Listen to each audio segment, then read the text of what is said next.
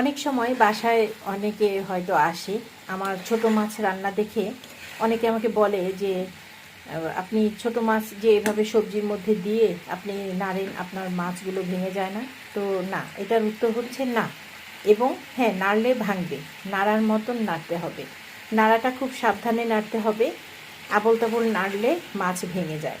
তো এই ধরনের ছোট মাছ, ছোট শিং মাছ বা এই ধরনের মাছ আমি রান্না করার সময় আগে সবজিটা কষিয়ে নেই, তারপরে আমি মাছ দিই। মাছ দিয়ে কিছুক্ষণ কষিয়ে তারপরে গরম পানি দিয়ে ঝোল দিয়ে দিই। মাছ আর কিচ্ছু হয় না। শিং মাছ, কাজলি মাছ, যে কোনো ছোট মাছ এভাবে আমি রান্না করি।